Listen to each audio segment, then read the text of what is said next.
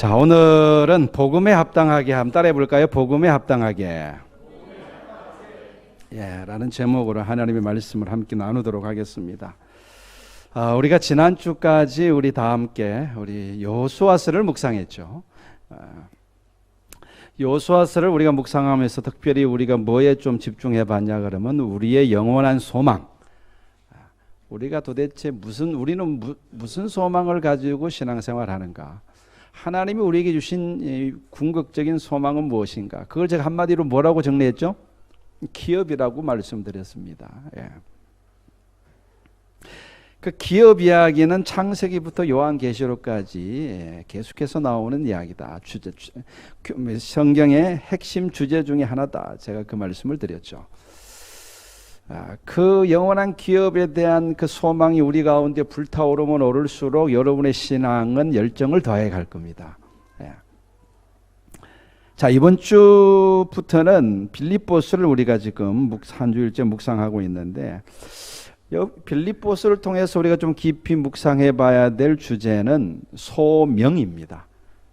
다시 말해서 우리의 사명. 그러니까 우리는 무엇을 위해서 부름받았는가 하는 거예요. 좀 이 부분을 좀 우리가 깊이 묵상해 봤으면 좋겠습니다. 저와 여러분이 예수 그리스도를 통해서 하나님의 자녀로 부름을 받았잖아요. 그죠? 도대체 뭘 위해서 부름받았는가 하는 겁니다. 빌립보서의 키워드를 저는 복음을 위하여 라고 정했습니다. 복음을 위하여. 한번 따라해 볼까요? 복음을 위하여. 복음을 위하여. 보세요, 여러분. 바울은 복음을 전파하기 위해서 부름을 받았다. 1장에서 그렇게 고백하죠. 그러면서 자기 자신은 그 복음을 위해서라면 목숨까지도 아까워하지 않는다. 나는 주를 위해서 목숨까지 내놓을 각오가 되어 있다. 이렇게 이야기를 하죠. 그리고 또 빌립보 교회 성도들에게 뭐라고 말합니까? 너희는 복음에 합당하게 생활해라. 오늘 우리가 읽은 본문이죠. 그리고 그 복음을 위해서 서로 협력해라. 복음을 위해서 싸워라.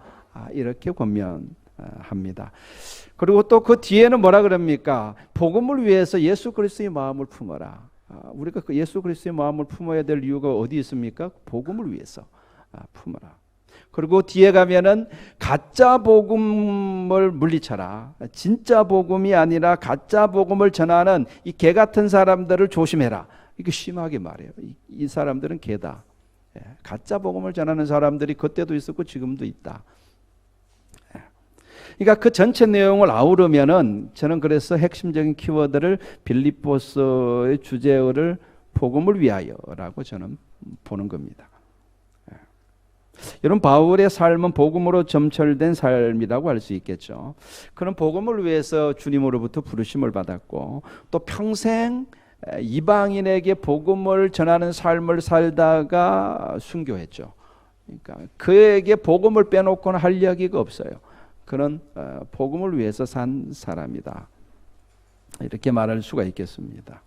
여러분, 그것은 바울뿐만 아니라 예수님이 먼저 그 길을 가셨죠. 복음을 위하는 그 길을 예수님이 먼저 가셨고 예수님의 제자들이 그 길을 따라갔고 그리고 많은 초대교회 성도들이 그 복음을 위하여 살아가는 그 길을 따라갔습니다. 그래서 신약 성경 전체가 다 복음을 위해서 산 사람들의 기록입니다. 누구의 기록이라고요? 복음을 위해서 산 사람들, 그 사람들에 대한 기록이에요. 우리가 신약 성경을 통해서 우리가 뭘 읽을 수 있겠습니까? 여러분, 무엇을 기대하면서 신약 성경을 보세요. 신약 성경은요, 복음을 위해서 산 사람들의 기록이에요. 자, 오늘 이 시간 우리는 그래서 세 가지를 좀 깊이 생각해 보기를 바랍니다. 첫째, 우리는 과연 복음을 위해서 살고 있는가? 바울은 복음을 위해서 살았고 예수님의 제자들도 복음을 위해서 살았고 초대교회 성도들도 복음을 위해서 살았어요. 이건 분명합니다. 그러면 오늘날 저와 여러분들은 복음을 위해서 과연 살고 있는가? 이걸 좀 생각해 보자는 거예요. 두 번째는 우리는 복음을 위해서 협력하고 있는가? 복음을 위해 협력하라고 오늘 바울이 권면하잖아요. 그 권면을 쫓아서 이거는 예수님, 하나님이 우리에게 주시는 말씀이거든요. 우리는 복음을 위해서 협력하고 있는가? 그리고 세 번째, 우리는 복음을 위해서 영적 싸움을 지금 하고 있는가? 이 세 가지 부분을 좀 함께 좀 살펴봤으면 좋겠습니다. 첫 번째, 우리는 복음을 위해서 살고 있는가? 우리는 물론 복음을 위해서 살고 있다고 할 수 있습니다.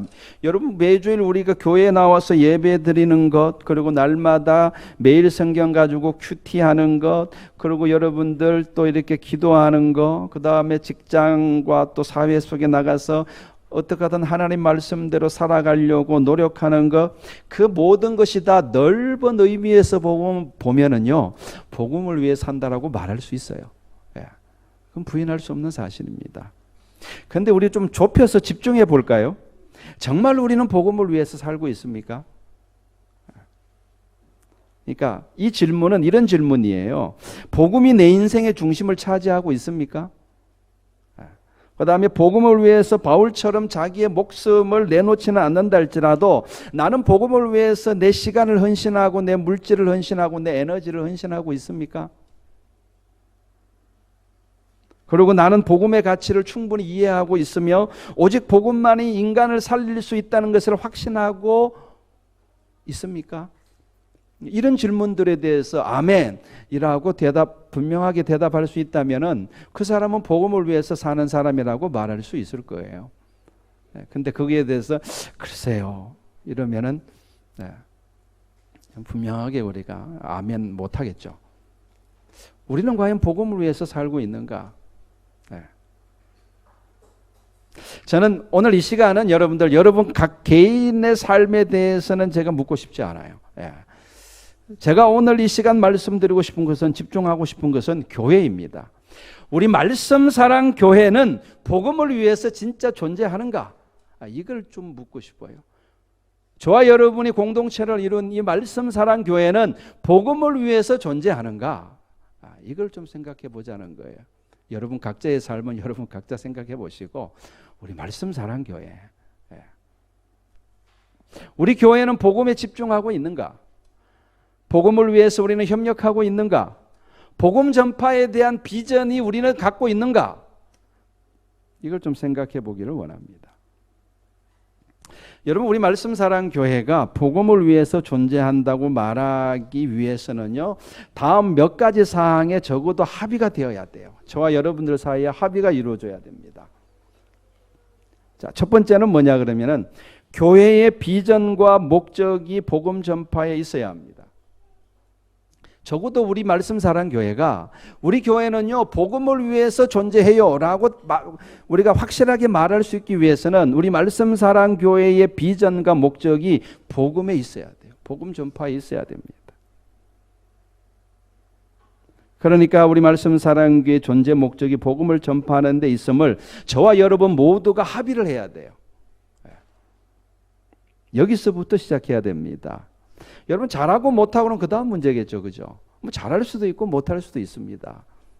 그러나 적어도 우리 교회의 존재 목적, 말씀 사랑 교회의 존재 목적이 뭐냐 그랬을 때, 우리 교회는 복음을 위해서 존재합니다. 여기에 대해서 적어도 우리가 합의할 수 있다면은 우리 교회는 복음을 위해서 존재하는 교회가 맞을 겁니다. 두 번째, 우리 교회는 복음을 위해서 한마음 한뜻으로 협력해야 됩니다. 그러니까 우리 각자가 다 다른 생각을 가지고 있고 다른 목적을 가진 개개인이 모여서 이루어진 마치 모래주머니 같은, 콩주머니 같은 교회라면은 우리는 과연 복음을 위해서 존재하는 교회다라고 말할 수는 없겠죠. 우리는 어떤 교회가 되어야 되느냐? 복음 전파를 위해서 똘똘 뭉친 매주 같은 교회가 되어야 됩니다. 그러면 적어도 우리는 복음을 위해서 존재하는 교회라고 우리는 말할 수 있을 겁니다. 다른 건 우리가 뭉치지 못해도 복음 전파를 위해서, 복음을 위해서라면은 매주처럼 똘똘 뭉칠 수 있다면 우리가, 그러면 우리 교회는 복음을 위해서 존재하는 교회 맞죠, 그죠? 아멘? 동의가 되시죠? 세 번째, 우리 교회는 복음 전파를 위한 구체적인 전략과 실행 방침이 있어야 합니다. 적어도 복음을 위한 존재라고 말할 수 있으려면은 그래야 되겠죠. 그래서 모든 성도들이 교회의 전략에 따라 움직이며 그리고 열매를 맺을 때까지 지속적인 노력이 있어야 됩니다.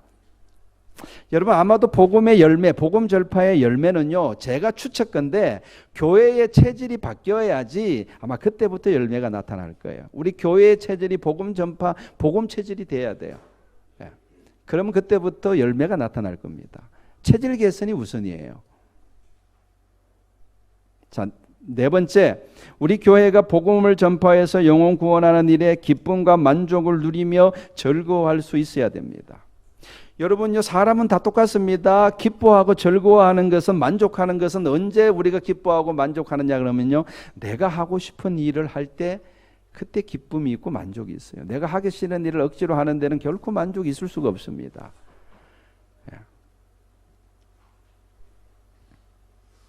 이게 무슨 말이냐 그러면 복음을 위해서 사는 일이 내가 원하는 일이 되어야 된다는 거예요. 그러면요, 그러면 교회에 나오는 것이 기쁨이 될 겁니다. 그리고 여러분에게 진정한 만족을 줄 겁니다. 그러니까 우리 교회의 존재 목적은 복음을 위해서 존재한다라고 말할 수 있으려면은 적어도 복음을 위해서 살아가는 사람들의 기쁨이 우리 가운데 충만해야 돼요.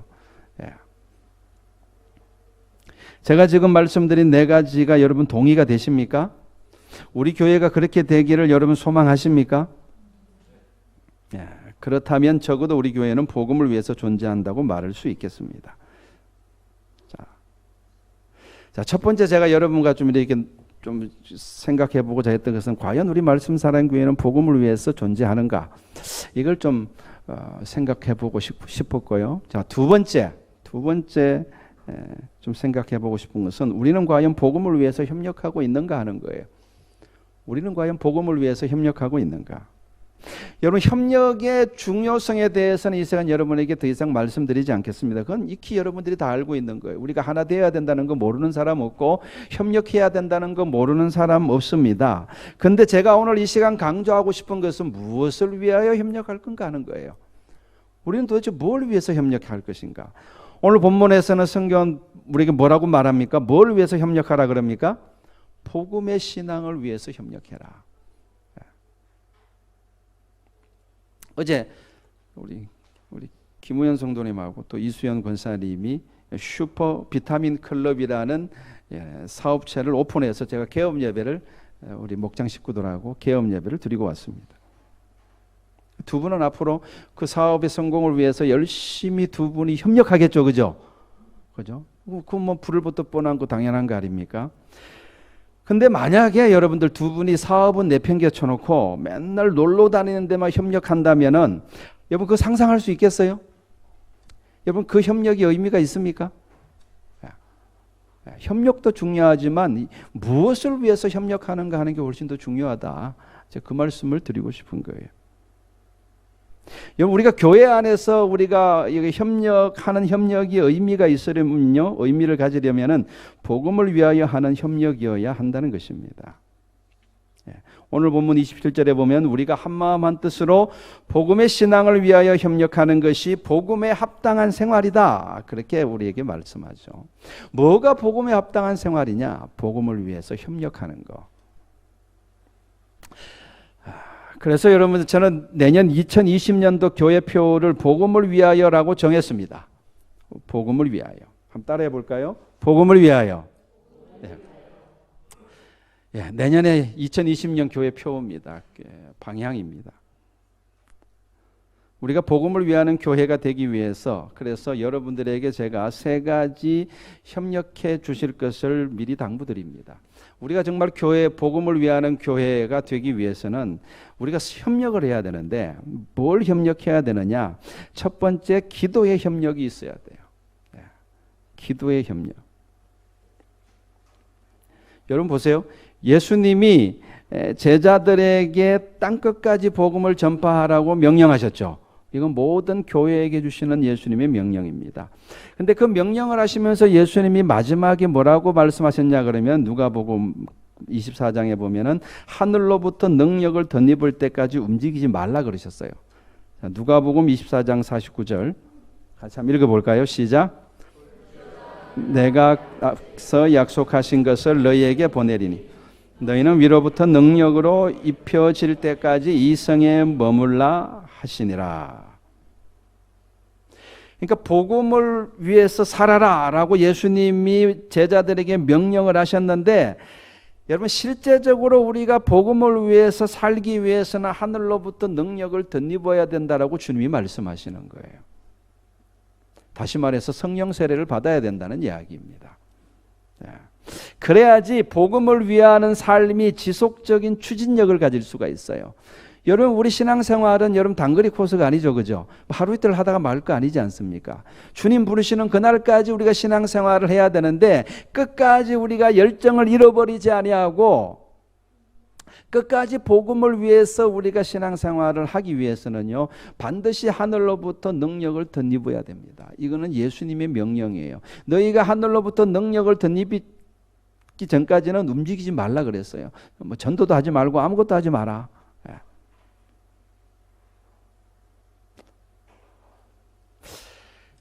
그래서 예수님의 제자들 120명이 마가의 다락방에 모여서 한 일이 뭡니까?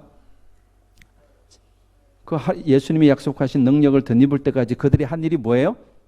기도만 했어요. 기도만 했어요. 오직 기도했어요. 오직 기도. 전혀 기도에 힘쓰니라. 요즘 어법에는 안 맞는 말이죠. 전혀라는 말이. 오직 기도만 했어요. 여러분 기도하지 않고 복음을 위해 산다? 불가능한 이야기입니다.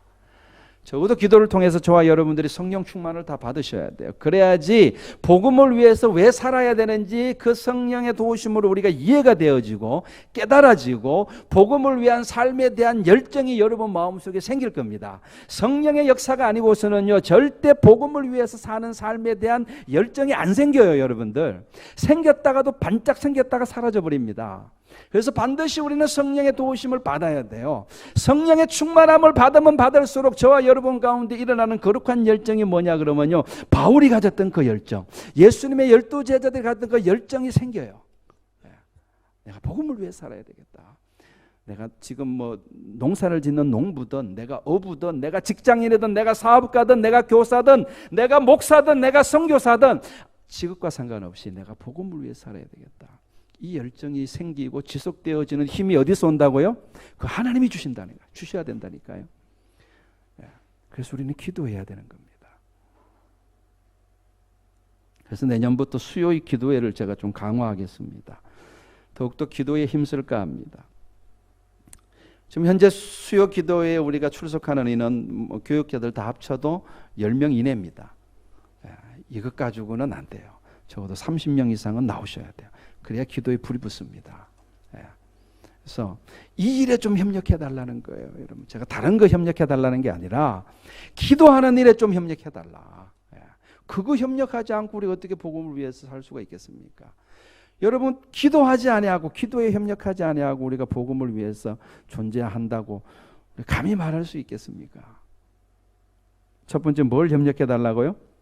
기도하는 일에 좀 협력해 달라. 이것은 저를 위한 일이 아니라 여러분 자신을 위한 일이기도 해요.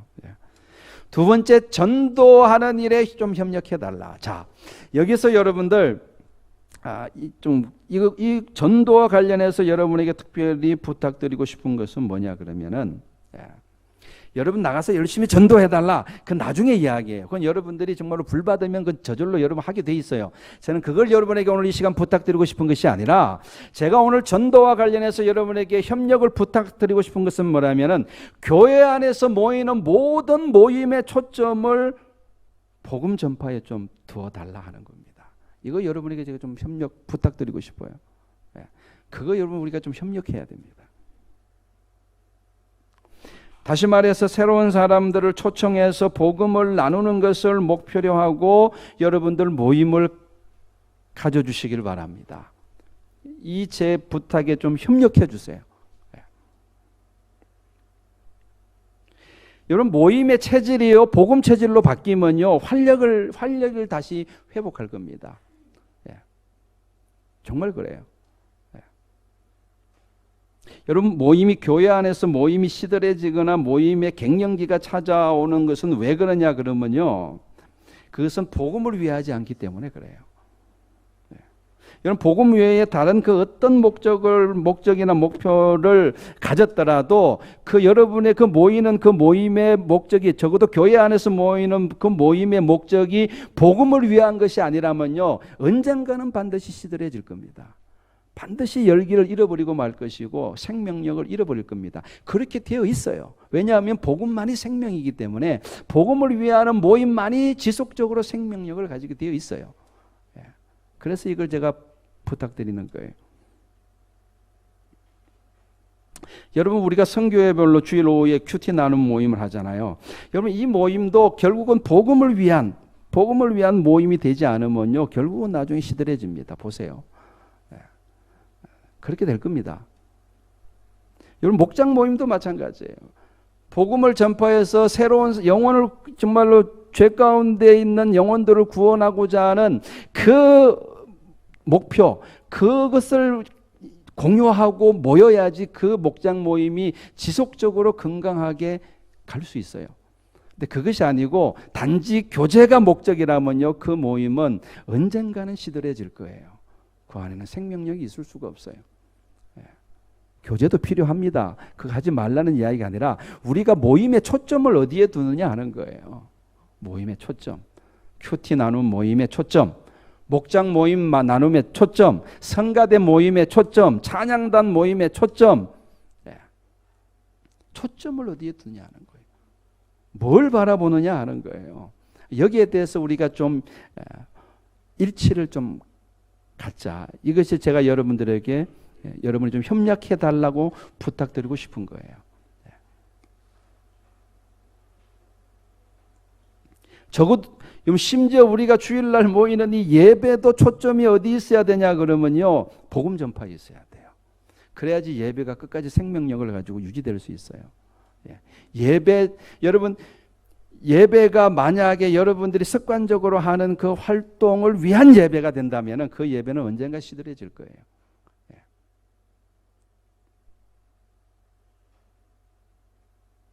그래서 예배뿐만 아니라 모든 기도 모임도 그렇고 모든 모임이 오직 이게 복음 전파, 그래서 복음을 전하여 영혼을 구원하는 일에 초점을 맞추고 우리 교회 체질이 그렇게 바뀔 수만 있다면은 우리 교회는 반드시 복음을 위하는 교회가 될 줄로 믿습니다. 반드시 나중에 열매를 맺게 될 것입니다. 그래서 제가 두 번째 협력사항, 내년부터 여러분들 복음을 위하여라는 주제를 가지고 이제 교회를 제가 리드해 갈 건데, 첫 번째는 제가 뭘 부탁드렸어요? 기도 같이 하자. 그 협력 좀 해달라 부탁드렸습니다. 두 번째는 뭘 제가 부탁드렸어요? 모든 모임 가운데 그 모임의 초점을 복음 전파에 좀 더 달라. 그것에 좀 협력해 주시기를 바랍니다.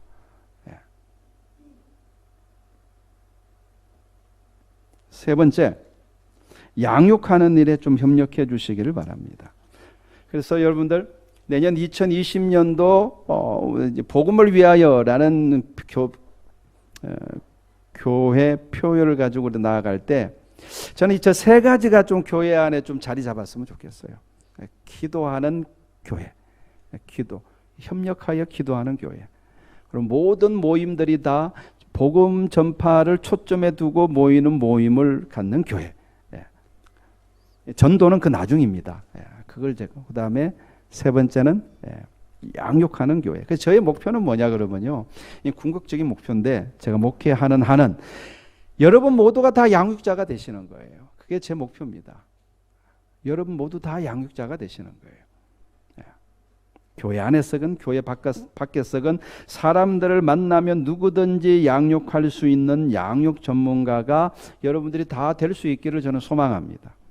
나이가 어린 사람은 나이 어린 사람대로, 나이가 많은 사람은 나이가 많은 사람대로, 연령별로 다 있어야 돼요. 여러분들 40대가 30, 40대 새파랗게 젊은 사람들이 70대 어른 앉혀놓고 양육할 수 있어요? 그거 안 돼요. 여러분들 70대 우리 누가 그 40대 30대 젊은 사람들 말을 듣겠어요? 70대를 양육하려면 70대 양육자가 있어야 돼요.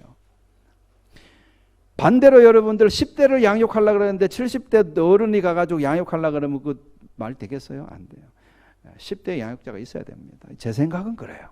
그래서 모든 연령별로 양육자를 길러내는 것이 제 목회의 목표 중에 하나입니다. 작년에는 제가 출애굽기를 가지고 양육자를 좀 키워보려고 했는데, 근데 제가 하면서 아직은 시기상조구나, 아직 교회 체질이 복음 체질로 아직 안 바뀌었기 때문에 시기상조구나 하는 생각도 했고, 또 내용도 너무 길었어요. 그리고 복음에 대한 집중력도 좀 떨어지는 것 같고, 이게 제 개인적인 평가입니다. 그래서 새롭게 지금 준비하고 있습니다. 내년에는 좀 새로운 좀 양육 교재를 가지고 함께 좀 나누려고 하는데, 그 일에 여러분 좀 협력을 좀 해주시기를 부탁드립니다.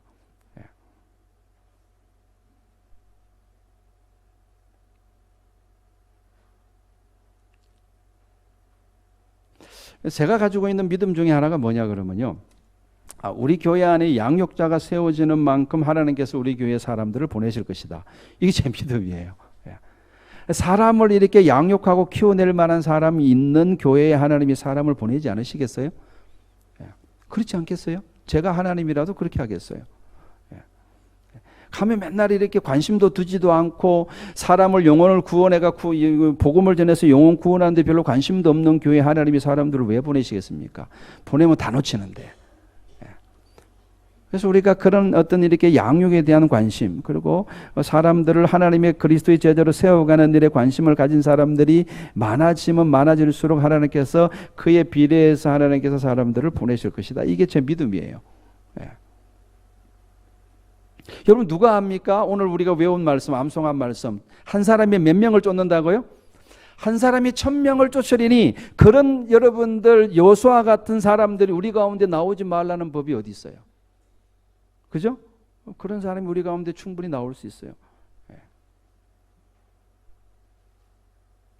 자, 이상 이 세 가지 여러분들 내년부터 여러분들 꼭 협력해 주시기를 부탁드립니다.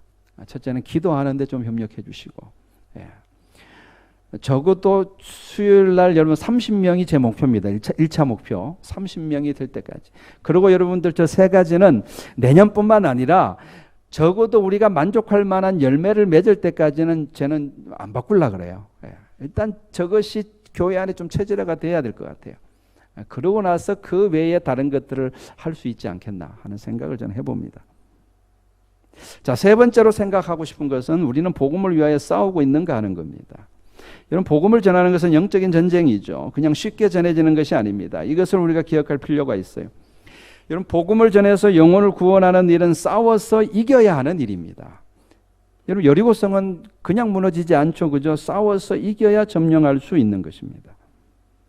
한 사람의 마음을 복음으로 점령하려면요, 그 사람의 마음의 장벽과 싸워야 됩니다. 그냥 되는 것은 없어요. 심지어 내가 낳은 내 자식도 마찬가지예요. 내 자식이라 할지라도 그 마음의 장벽과 싸워야 됩니다.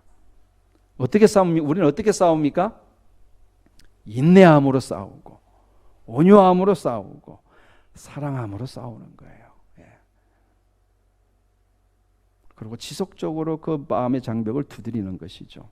한번 시도해보고 저 사람 마음은 난공불락이다 이렇게 생각돼서 물러난다면 우리는 한 영혼도 복음으로 점령하지 못할 겁니다. 여러분, 사람 마음은 그렇게 쉽게 열리지 않죠. 아마 여러분들 가운데 아직도 저에게 마음이 안 열린 분들이 있을지 모르겠어요.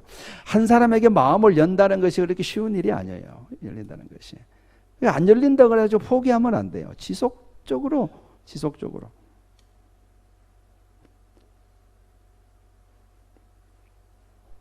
그래서 사람 마음은 쉽게 열리지 않는다. 그래서 이걸 각오하셔야 돼요. 우리가 복음을 위해서 살려면요, 이걸 좀 각오해야 됩니다. 마음이 열릴 때까지 두드리겠다는 각오가 우리 가운데 있어야 돼요. 도중에 포기하지 말고 우리 교회에 마침내 데리고 나오겠다는 다부진 각오가 우리 가운데 있어야 돼요. 그래야지 우리가 복음을 전파해서 영혼을 구원하는 일에 열매를 맺을 수가 있습니다. 마귀의 위협에 물러서지 않겠다는 마음의 다짐이 있어야 합니다. 그렇게 우리가 우리의 신앙 체질을 좀 바꿀 필요가 있습니다. 우리는 알게 모르게 신앙 체질이 너무 약해져 있어요. 여러분, 오늘 본문 29절을 보세요. 오늘 본문 29절에 뭐라고 말합니까? 그리스도를 위하여 너희에게 은혜를 주신 것은 다만 그를 믿을 뿐 아니라 또한 그를 위하여 고난도 받게 하려 하심이라. 너희에게도 그와 같은 싸움이 있으니. 이렇게 말하죠. 많은 분들이 다만 예수 믿는 것에 만족합니다. 예수 믿는 것에 만족해요. 예수 믿고 나는 예수 믿으니까 구원받았지, 여기에 만족하는데, 오늘 성경은 우리에게 뭐라고 말씀합니까? 주님이 우리를 구원하신 것은, 우리에게 그 구원의 은총을 베푼 것은 내 혼자 믿고 천국 가라고 구원하신 것이 아니라는 거죠. 나를 통해서 또 다른 사람들이 구원받기를 바라신다는 겁니다. 다시 말해서 우리는 축복의 통로요, 구원의 통로로 저와 여러분들이 부름받은 거예요. 그리고 이 사명을 감당하기 위해서는 그 통로를 뚫는 싸움을 각오하셔야 돼요. 통로가 쉽게 뚫리지 않습니다. 인내함으로, 온유함으로, 오직 사랑함으로, 그리고 지속적으로 말씀으로 포기하지 않고 지속적으로 뚫어가야 됩니다. 그러면 이웃을 향한 그 구원의 통로가 마침내 열릴 날이 올 줄로 믿습니다. 그래서 우리 가운데 시온의 대로가 열리게 되는 거예요. 그때까지 우리는 싸우는 사람들이다. 만약 우리 말씀 사랑교회가 그렇게 전투 체질로 바뀔 수만 있다면 우리가 얼마나 많은 영혼들을 주께로 인도할 수 있겠습니까? 근데 많은 분들이 내가 예수 믿는 것에 만족하고 만다면은 우리는 복음을 위해서 이렇게 우리가 살아가기는 쉽지 않을 겁니다. 그래서 세 번째 우리가 좀 생각해 볼 것이 뭐라고요? 우리는 과연 복음을 위해서 싸우고 있는가?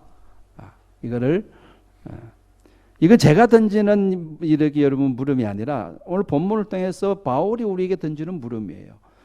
이 편지를 읽는 모든 사람들에게 바울이 묻고 있는 거예요. 좀 더 정확하게 말하면 바울을 통해서 예수님이 우리 모두에게 묻고 있는 거예요. 우리는 복음을 위해서 살고 있는가? 우리는 과연 복음을 위해 살고 있다고 말할 수 있는가? 두 번째, 우리는 복음을 위해서 협력하고 있는가? 그리고 세 번째, 우리는 복음을 위해 지금 싸우고 있는가? 이것을 우리에게 묻는다고 저는 생각합니다. 자, 이제 말씀을 마무리하도록 하겠습니다. 저는 여러분들이 신앙생활의 만족감을 느낄 수 있기를 바랍니다.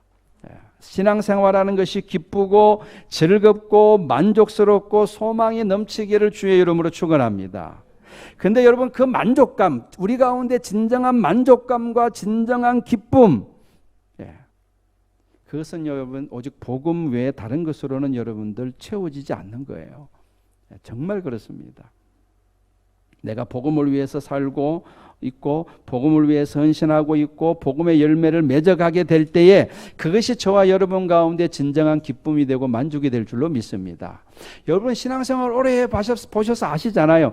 교회 안에서 그거 외에 다른 것들을 우리에게 주는 만족은 순간적인 거예요.